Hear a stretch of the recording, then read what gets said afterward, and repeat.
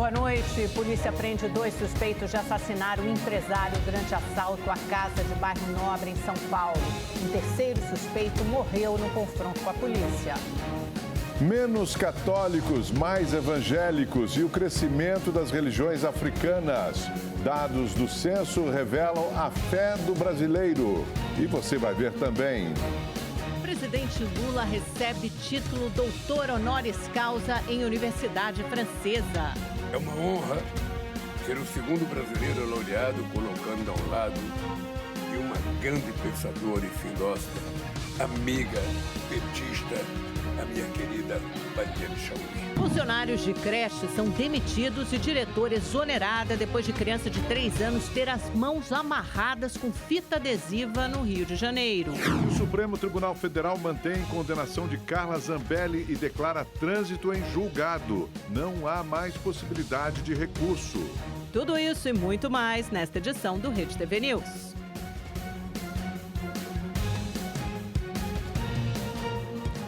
Uma criança de apenas 3 anos teve as mãos amarradas com uma fita adesiva em uma escola em Duque de Caxias, na Baixada Fluminense.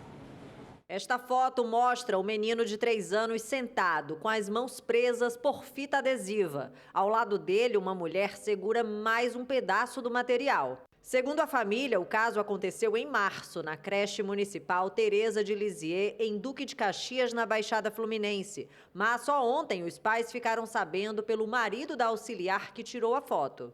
Foi lá na minha casa, como ele conhece meus familiares, e falou com meu esposo, foi se desculpar. E aí eu soube o que tinha acontecido, que meu filho tinha sido amarrado e era apenas uma brincadeira, foi o que ele relatou. A denúncia veio à tona por meio de uma publicação da tia do menino nas redes sociais. No texto, ela relata que a criança passou a apresentar um comportamento estranho. A gente sai para trabalhar confiando na escola, confiando que nosso filho está seguro dentro dessa escola. Só que não foi isso que aconteceu, porque se não fosse essa imagem, a gente correr atrás, ia ser mais um caso isolado. Após a denúncia, outras mães começaram a desconfiar que os filhos pudessem ter passado por situação semelhante. Eu falei, filha, como as tias, eu sou a tia, vamos brincar. A tia tá te botando de castigo, como é que fica? Mamãe, a gente fica assim, ó. Com certeza colocava durex e eu vim saber por 2 pais que as crianças, quando foram questionadas, falaram que estão amarrados com durex. Depois da repercussão do caso, todos os funcionários envolvidos foram demitidos e a diretora da creche foi exonerada do cargo. Hoje, os pais dos alunos foram convocados para uma reunião na unidade para conhecer os novos profissionais contratados e para que a Secretaria Municipal de Educação prestasse esclarecimentos sobre as denúncias. A Prefeitura reforçou em nota que um processo administrativo está em andamento para apurar os fatos. Não pode ser aceito como uma brincadeira, como uma coisa de criança. Isso deve ser penalizado em todas as esferas, criminal, civil e administrativa, como já foi, a princípio, solucionado na esfera administrativa. E aí, como é que vai ficar meu filho? Eu tenho que tirar ele da escola? Eu tenho que penalizar ele por um ato que aconteceu na escola? É eu que tenho que correr atrás de um psicólogo, de tudo? Um homem foi preso em Belo Horizonte depois de dar um tapa no rosto de um bebê de 4 meses na fila de uma lanchonete. O suspeito alegou que ficou nervoso porque pensou que era um bebê reborn.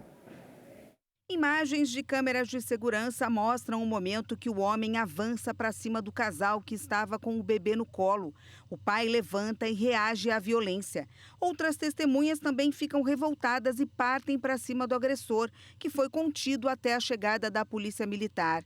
O suspeito foi identificado como Felipe Martins Cruz, de 36 anos. Ele foi preso em flagrante e deixou o local algemado.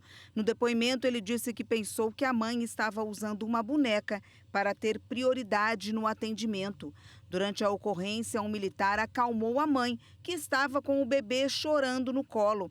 Os pais foram orientados a levar o filho ao pronto-socorro, onde passou por exames e foi liberado. Gente do céu, a que ponto chegamos? O empresário Adalberto Amarílio dos Santos Júnior, de 35 anos, encontrado morto em um buraco de obras no autódromo de Interlagos, em São Paulo, pode ter sofrido compressão torácica e asfixia. A repórter Júlia Firmino está ao vivo no DHPP, que investiga o caso, e tem as informações para a gente. Oi, Júlia, boa noite. Boa noite, Amanda, Augusto, e a vocês que nos acompanham. A informação é do diretor do Instituto de Criminalística da Polícia Técnico-Científica, Ricardo Ortega. Ele disse que o corpo de Adalberto apresentava sinais de escoriações superficiais e também que a morte pode ter sido causada por uma compressão torácica que causou asfixia. Ele disse ainda que foram usados drones e também um scanner 3D ali no local onde o corpo foi identificado, foi encontrado. A gente lembra que o corpo do Adalberto foi localizado na última sexta-feira, que o buraco onde ele estava era um buraco de 3 metros de profundidade e só 80 centímetros de largura. E a gente lembra ainda que era um canteiro de obras ali dentro do Autódromo de Interlagos. Além disso, ele tinha participado de um evento de motocross no autódromo. Na sexta-feira, ele ligou para a esposa dizendo que estava voltando para casa, mas nunca chegou. A causa da morte ainda não foi identificada, mas os laudos preliminares do IML dão conta de que o corpo do Adalberto não apresentava sinais de violência, também não tinha marcas de sangue nem fraturas. Um amigo desse empresário disse que passou a maior parte do tempo com ele no evento, ao DHPP, em depoimento, Também contou que eles tomaram 8 copos de cerveja e também usaram maconha. E por isso o Adalberto teria apresentado muita agitação.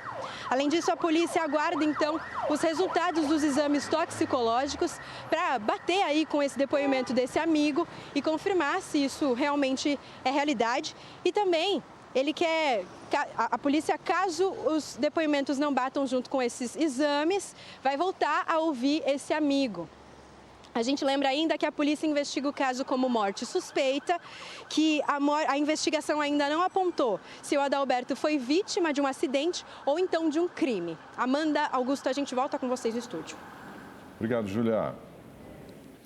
E um dos suspeitos de assassinar um engenheiro e dono de uma construtora em casa, na zona sul de São Paulo, foi morto durante troca de tiros com a polícia. Outros 2 comparsas dele foram presos. Os agentes chegaram até eles depois de comparar as impressões digitais de um dos rapazes deixadas no local do crime. Segundo as investigações, na casa dos jovens foram encontradas 2 armas e roupas de um dos criminosos, já identificado por participação na morte do engenheiro. Ele não estava no local. Todos os 2 que estão sendo acusados são conhecidos da polícia.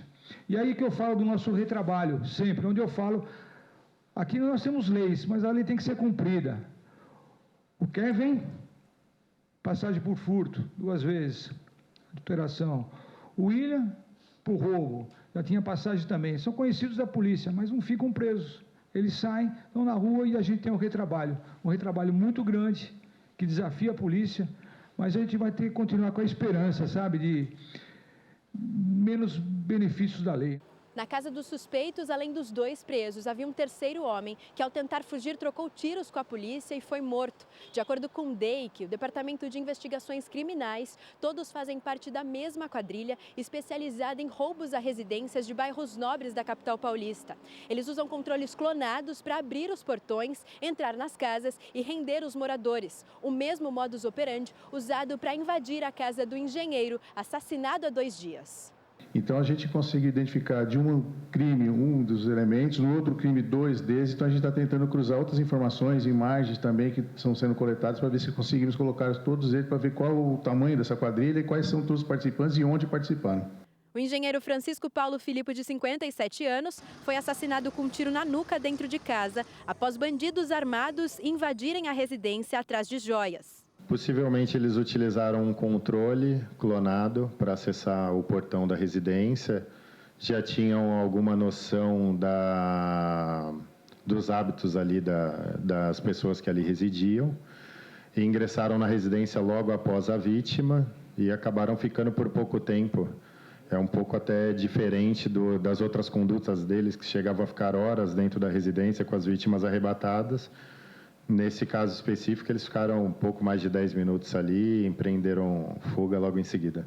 Nós não acreditamos que tenha havido uma reação, mas ele provavelmente ali pode ter tentado fugir dos autores e ter ocorrido o disparo ali que o feriu fatalmente. Um novo circuito mostra o momento em que 4 homens manobram o carro usado no crime.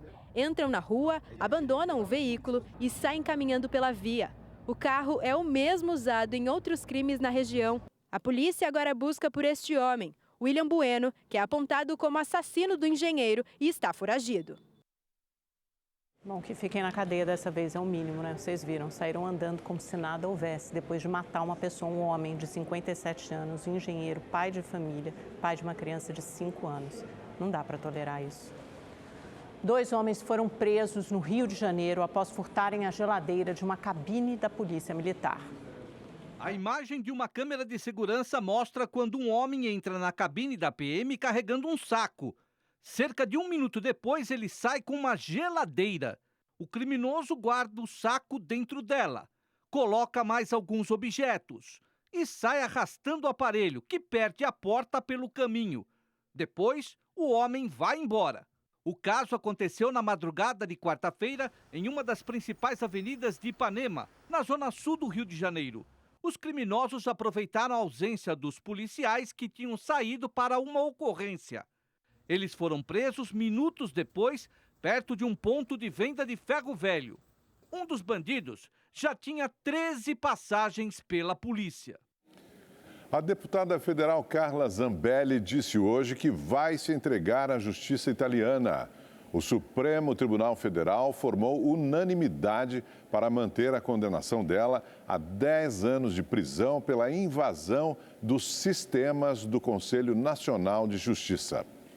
Todos os ministros acompanharam a decisão do relator, o ministro Alexandre de Moraes, para manter a condenação de Zambelli e do hacker Walter Delgatti. No voto, Moraes disse que os embargos apresentados são meramente protelatórios e, por isso, sugeriu a certificação do trânsito em julgado, o que significa dizer que não caberá novos recursos. Há 20 dias, Zambelli e Walter Delgatti foram condenados por invasão ao sistema eletrônico do Conselho Nacional de Justiça e por emissão de falsos mandados de prisão, inclusive contra o ministro Alexandre de Moraes.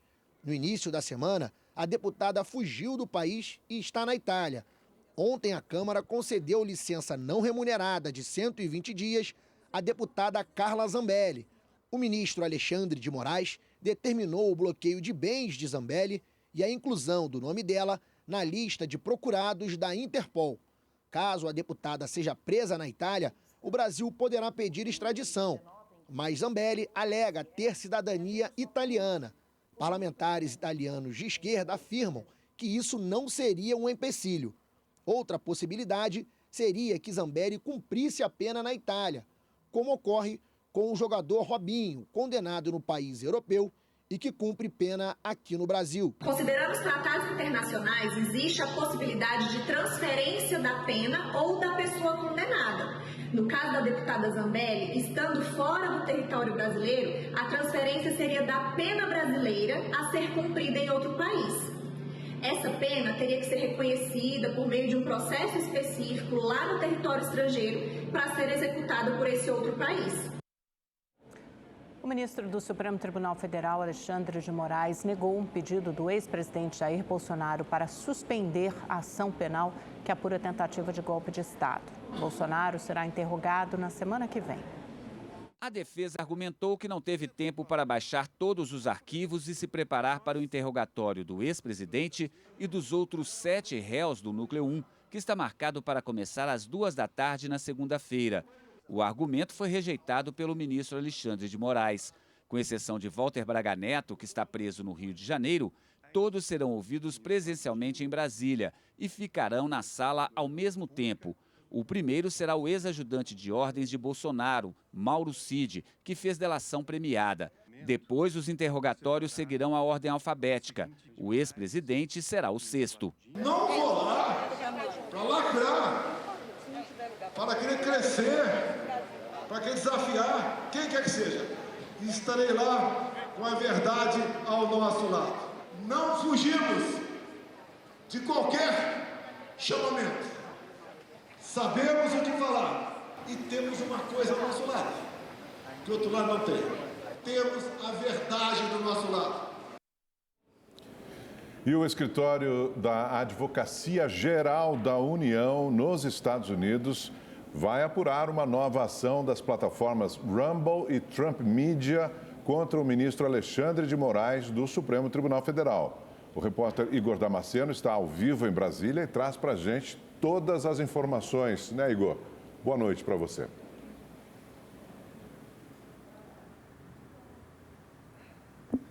Ei, Augusto, boa noite a você, também a Amanda, boa noite a todos que nos acompanham. Olha, essa determinação partiu do próprio advogado-geral da União, ministro Jorge Messias. As duas plataformas norte-americanas já tinham imposto sanções contra o ministro Alexandre de Moraes, do Supremo Tribunal Federal. As novas determinações pedem que Moraes seja responsabilizado por uma eventual censura que teria sido cometida contra empresas dos Estados Unidos. A AGU vê essa situação como uma resposta norte-americana ao inquérito das fake news aqui no Brasil, o qual Alexandre de Moraes é o próprio relator e que tem avançado lá na Suprema Corte. A advocacia também acredita que essas sanções agora não são mais contra somente o ministro Alexandre de Moraes, mas ao Poder Judiciário brasileiro como um todo. Eu apurei que a AGU também quer descobrir se essas sanções têm alguma influência do deputado federal licenciado Eduardo Bolsonaro. Ele é investigado pela Polícia Federal por supostamente ter contribuído com uma eventual crise diplomática entre o Poder Executivo dos Estados Unidos e o Poder Judiciário brasileiro. Até o momento, nem o Supremo, nem Moraes se posicionaram sobre essas sanções das duas redes sociais norte-americanas. Voltamos ao estúdio. Obrigada, Igor. O número de casos de síndrome respiratória aguda grave por influenza A e o vírus sincicial respiratório continua crescendo no Brasil, segundo dados do Infogripe da Fiocruz. 25 das 27 unidades da federação apresentam incidência de casos. E na tentativa de aumentar a cobertura de vacinação contra a gripe, a Prefeitura de São Paulo colocou equipes nas estações do metrô e na porta da Federação das Indústrias. A ideia é levar vacina para mais perto das pessoas. A imunização contra a gripe e influenza chegou na sede da Fiesp, que fica num dos locais mais movimentados de São Paulo, a Avenida Paulista. Maravilhoso, até porque é bem pertinho do trabalho, não precisa se locomover para tão longe, né? Eu estava mesmo precisando atualizar a minha carteirinha. A campanha vai até o dia 27. O Luiz não perdeu tempo e já se vacinou. Eu procuro manter meu esquema vacinal em dia, manter a minha saúde em dia, né? Eu já estou numa idade em que cuidar da saúde é uma das coisas mais importantes que nós temos, né? Nós temos de mais precioso na vida é o quê? É o nosso tempo, é a nossa saúde, né? Nessa trajetória que é a vida. Na rua, no transporte, nas empresas, escolas ou até em casa, o risco de ser contaminado está por toda parte. A transmissão é direta, de pessoa a pessoa, e pode contaminar ao espirrar, tossir e até falar. Ficou mais fácil aqui? Ficou. Eu já venho de casa e já vou vacinar e já ir para o Cresce trabalhar. A meta do Ministério da Saúde é vacinar 90% do grupo prioritário, mas aqui em São Paulo a taxa está bem baixa, não chega a 40%. Por isso, para aumentar esse número, a Prefeitura, além da Fiesp, montou postos de vacinação nas estações do metrô. A vacina é importante porque, em alguns casos, ela previne as pessoas de terem a gripe e mesmo aquelas pessoas vacinadas que, por um acaso, tiver gripe, qual é a grande vantagem? Ela diminui a hospitalização e o número de óbitos. Portanto, a melhor estratégia é a vacinação. No mês de maio, o desmatamento na Amazônia registrou um aumento de 92% em relação a maio de 2024. A alta está relacionada às mudanças climáticas e incêndios florestais no final do ano passado. Em maio deste ano, foram desmatados 960 quilômetros quadrados contra 500 em maio de 2024. O número é o segundo pior da série histórica para o mês, só atrás de 2021. Os dados são do Ministério do Meio Ambiente e Mudanças Climáticas. No Recife, pesquisadores encontraram uma forma de diminuir os resíduos gerados pela indústria têxtil. E o que antes agredia o meio ambiente, agora pode ajudar a adubar o solo. Esse material é inimigo da natureza. Extraído depois do processo de lavagem do jeans, os resíduos formam esse lodo tóxico que agride o meio ambiente. E muitas vezes esse lixo é descartado de forma irregular no solo e nos rios do Agreste. Como ele tem uma carga muito grande de elementos químicos, e elementos químicos, alguns deles que são tóxicos, junto com corantes, ele faz com que se crie uma matéria orgânica tóxica para o meio ambiente, e isso faz com que a própria região hoje ela já sente o que está acontecendo com essa contaminação. Preocupados com o meio ambiente, pesquisadores da Universidade Federal de Pernambuco trouxeram a sobra da confecção do jeans aqui para o laboratório. Durante os estudos, encontraram uma saída para diminuir o impacto ambiental. Agora, em uma semana, os resíduos que chegam aqui são transformados em aliados da natureza. No laboratório, o lodo passa pela estufa para secagem, pelo reator, onde a toxicidade é eliminada e, por meio de um processo químico, se transforma em uma solução biofortificante. O resultado é um produto gelatinoso e nutritivo, que envolve as sementes como as de feijão. A novidade favorece a germinação e aumenta a capacidade de produção agrícola. Vai estar auxiliando tanto nos nutrientes mesmo que a semente está necessitando para ela poder crescer mais saudável e também poder ajudar na germinação em si, como se fosse um pontapé ali inicial nessa germinação para acelerar esse processo, quanto também a cápsula ali que está encapsulando vai preservar mais a quantidade de água e tudo mais. A inovação pernambucana se tornou uma startup que está incubada no Parque Tecnológico do Departamento de Química Fundamental da Universidade Federal de Pernambuco e promete ajudar na preservação do meio ambiente. A nossa ideia é que a gente consiga levar a nossa solução para outras lavanderias e também abrir novos caminhos para outros setores, porque a gente consegue fazer essa gestão de resíduos em outras áreas, não só nessa parte de lavanderias com esse resíduo, mas também em outros setores. Para a gente só precisa realmente que seja uma matéria orgânica e a gente consegue fazer uma gestão eficiente e sustentável. Até 2030, cerca de 464 milhões de jovens terão obesidade ou sobrepeso, segundo uma pesquisa publicada na revista científica The Lancet. Esse número corresponde a um aumento de 143% em relação a 2015. Aos 6 anos, o pequeno Emanuel é fã de frutas. Eu gosto de morango, gosto de maracujá, laranja, mexerica, framboesa. E não é de hoje que o menino tem um paladar variado, que parece de gente grande.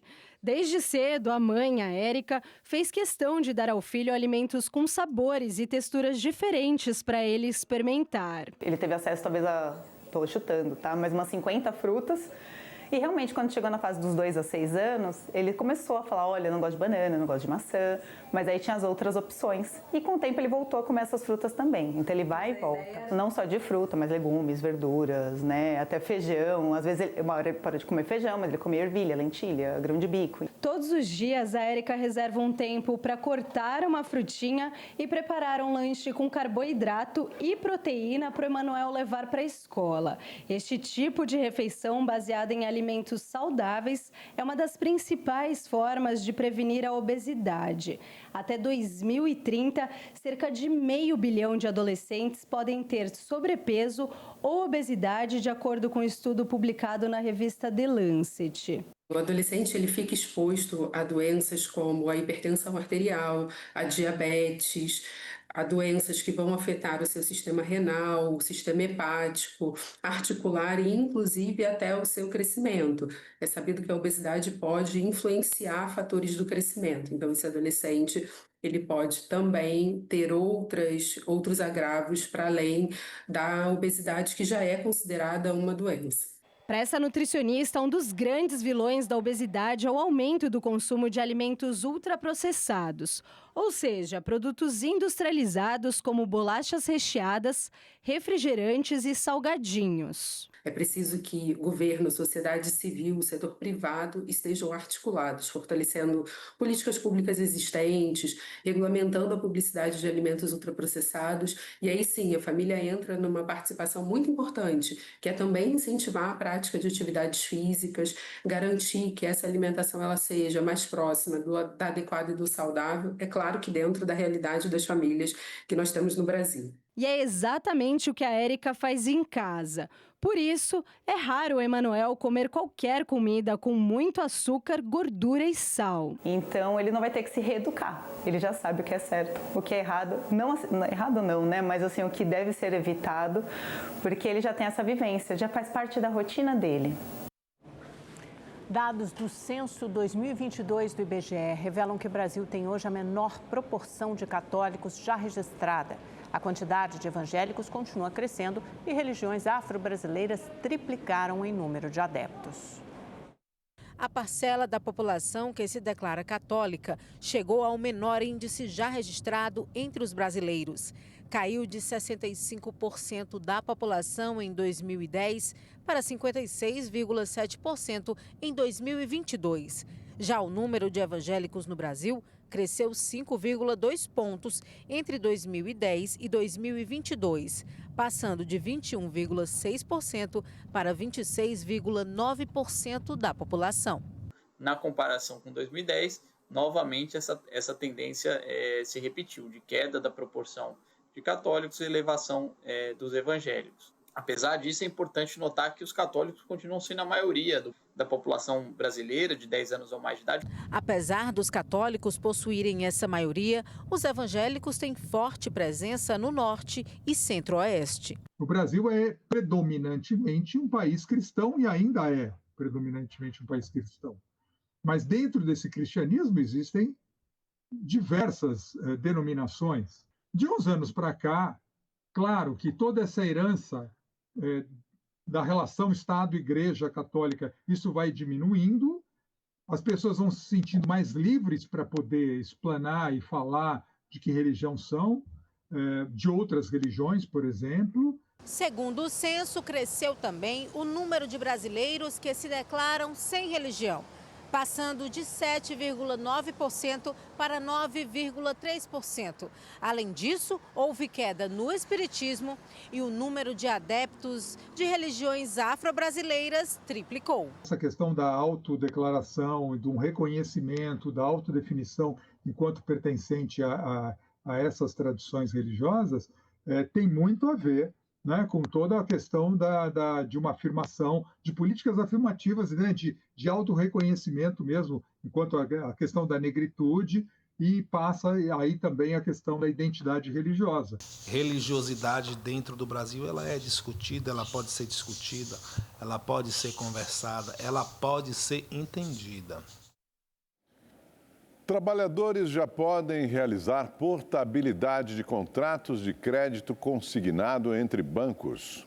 A modalidade faz parte do programa Crédito do Trabalhador, criado pelo governo federal para oferecer linhas de crédito para trabalhadores CLT, utilizando valores do FGTS como garantia. Desde o dia 16 de maio, trabalhadores já podiam fazer a troca de contratos, desde que fossem dívidas adquiridas através de cheque especial ou cartão de crédito. A partir de hoje, quem tinha contratos consignados antes do lançamento do programa pode trocar o contrato e conseguir condições melhores de pagamento. Os interessados devem acessar a aba do Crédito do Trabalhador pelo aplicativo da Carteira de Trabalho Digital. Segundo o Ministério do Trabalho, o banco detentor do contrato original vai ter a oportunidade de cobrir uma oferta em um tipo de leilão por juros menores. De acordo com o Ministério do Trabalho e Emprego, 70 instituições financeiras podem operar a modalidade.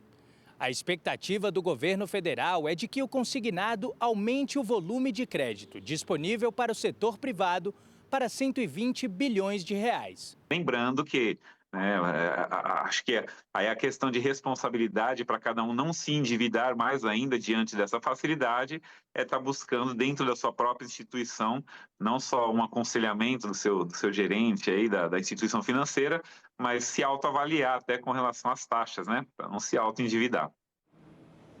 Agora, o mercado financeiro. O dólar voltou a cair e fechou o dia cotado aos R$ 5,56. É o menor valor desde outubro do ano passado. Isso já havia acontecido ontem, o dólar caindo para o menor valor em 8 meses. Já o índice Bovespa, que é um índice, a referência, né, da Bolsa de Valores brasileira, fechou em queda de 0,10%, pouco acima dos 136 mil pontos. Uma astronauta mineira de 22 anos vai ser a primeira mulher brasileira a ir ao espaço. Laísa Peixoto foi selecionada como astronauta de carreira e vai participar do voo inaugural da empresa Titan Space, previsto para 2029. Ela vai passar os próximos anos concluindo a formação em voos suborbitais e missões privadas, além de treinamento como piloto. A missão será comandada pelo veterano da NASA, Bill McArthur. A partir da próxima segunda-feira, dia 9 de junho, o jornalismo da Rede TV traz novidades para você. Tem a estreia do Datena no Brasil do Povo, mudanças no esporte e um novo formato do Rede TV News.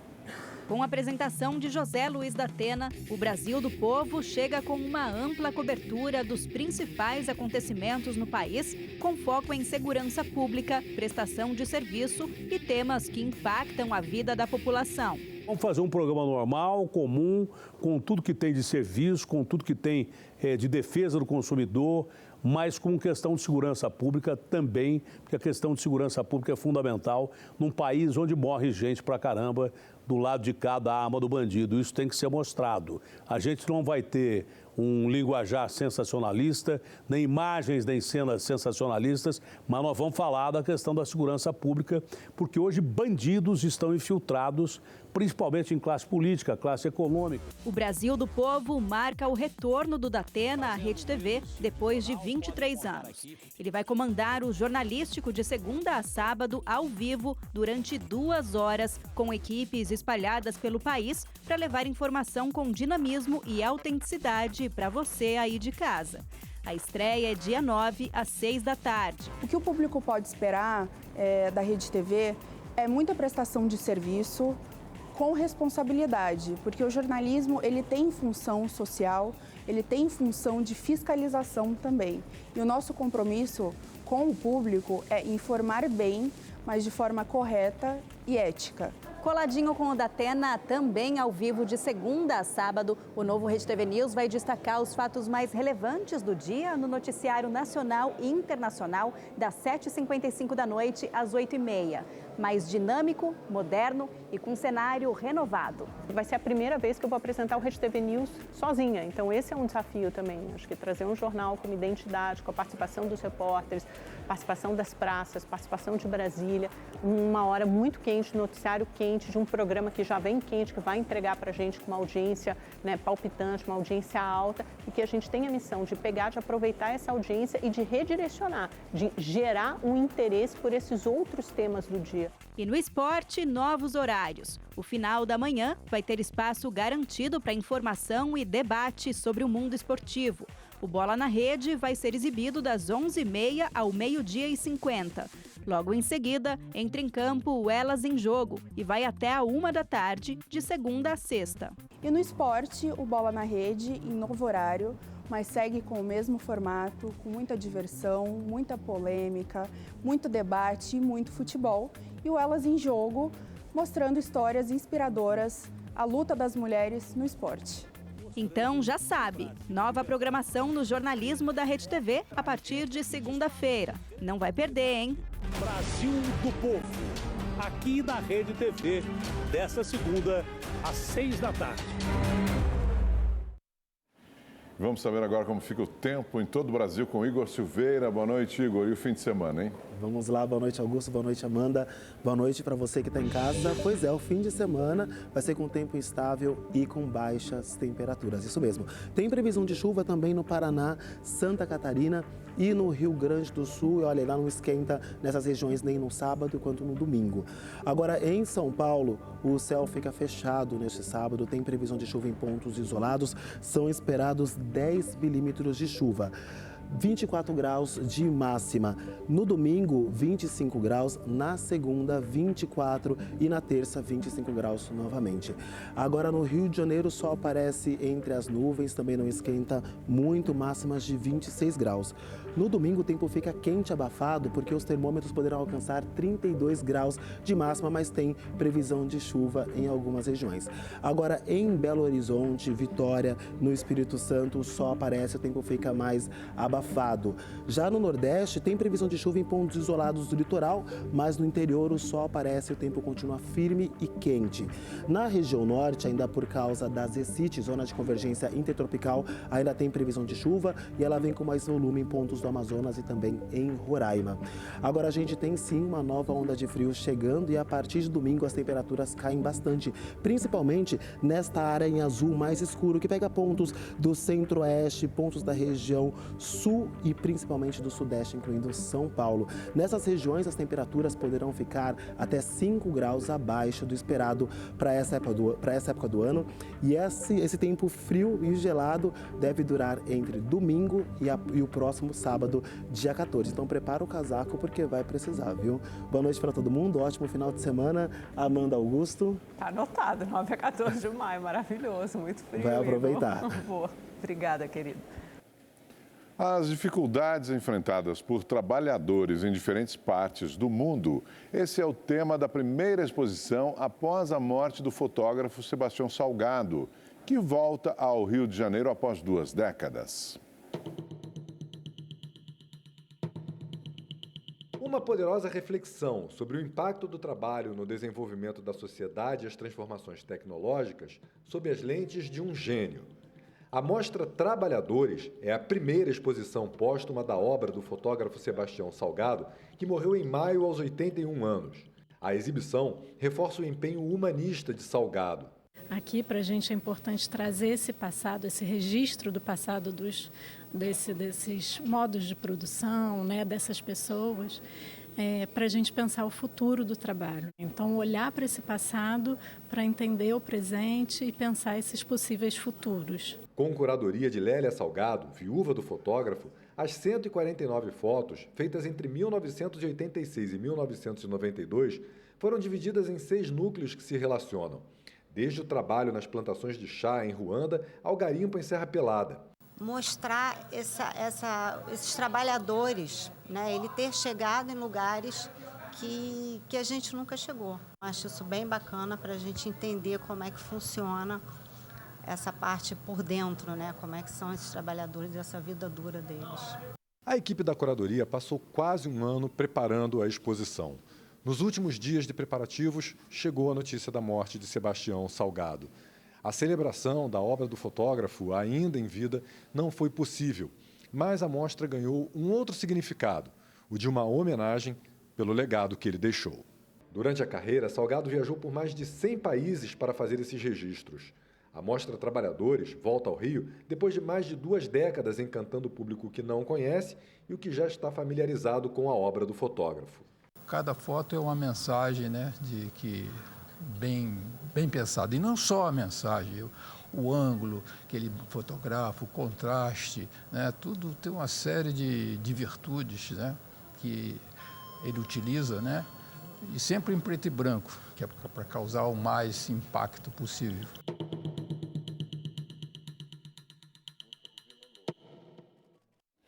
O Rede TV News desta sexta-feira fica por aqui. Obrigado por sua companhia. Uma ótima noite. Amanhã, Rede TV News às 7h20. A partir de segunda-feira, tudo novo. Cenário novo, horário novo a partir das 7h55 da noite. Anota aí, logo depois do Brasil do Povo, do Datena, que estreia na Rede TV às 18 horas na segunda-feira. Esperamos vocês. Boa noite.